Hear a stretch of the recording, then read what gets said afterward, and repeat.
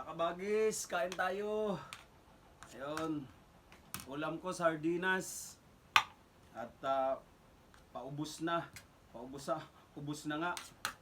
Anuhan ko lang ng seasoning para medyo masarap-sarap. Yan. Bago nga pala ako sumubo, paki-subscribe. Ngayon kung hindi ka pa naka-subscribe, paki-subscribe sa YouTube channel ko. Yan. Mga kabagis, ang ulam ko sardinas.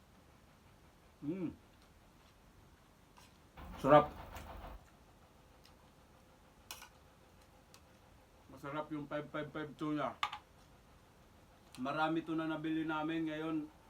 Wala na. Last na yan. Ay pag umuwi ako rito, galing trabaho, nakakatamad magluto. Yun, bubukas na lang ako ng sardinas. Sardinas na walang kamatayan. Simula nung bata pa ako, sardinas hanggang ngayon, sardinas.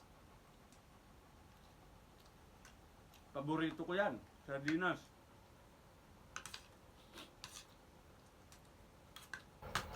Alam mo ba? Ilang kaming magkakapatid, may istorya nitong sardinas. Siyam kami magkakapatid. Siyam kami magkakapatid, tapos yung nanay ko, tatay ko, bali lang kami nun. 11. Hahati-hatiin namin to. Grabe, kahirapan nun dati Yung isang sardinas, hahatiin namin yan. Yan. Kami magkakapatid. Katapos yung kuya ko, lalagyan niya ng lalagyan ng kanin sa loob, tapos kakalug-kalugin.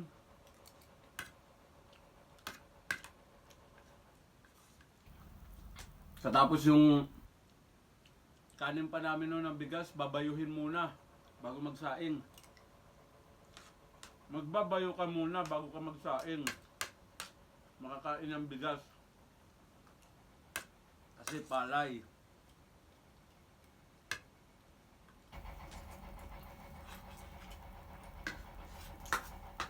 Pero masarap yung sardinas, mga kabagis.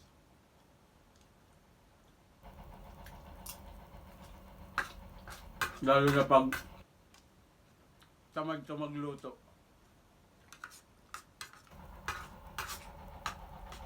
Pinaka-importante hindi ka nagugutom. Pagkain mo, may inulam ka.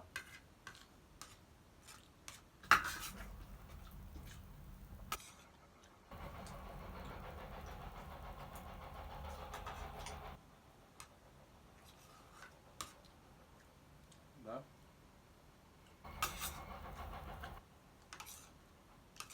Isang sardinas, isang platong kanin. Busog.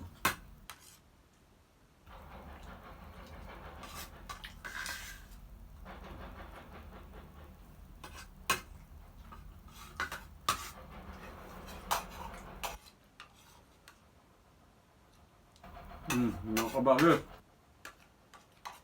Ubos yung kanin ko.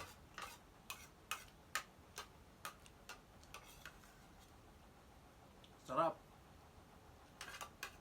Ubos yung kanin.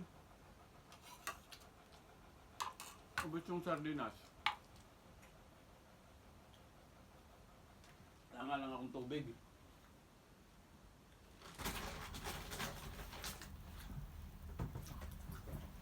Tapos tubig ko isang buti-buti lang.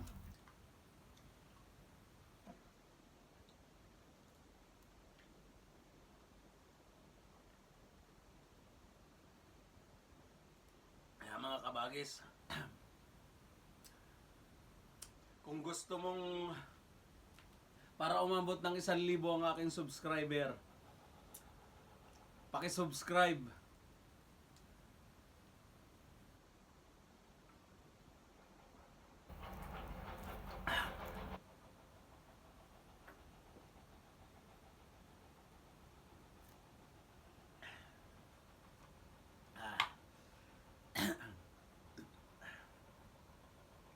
Grabe. Salamat sa Panginoon. Salamat sa Diyos, sa Ama na makapangyarihan. Nabusog ako. Yun mga kabagis. At kung nakakapanood ka man, paki-subscribe sa YouTube ko para umabot ng 1,000. Kahit maka 1,000 subscriber man lang ako. At salamat na marami sa inyo. Please subscribe. Hanggang dito na lang ang aking video. Kung ano-ano na lang ginagawa ko sa mga video ko. Yan. Dito na lang. Salamat.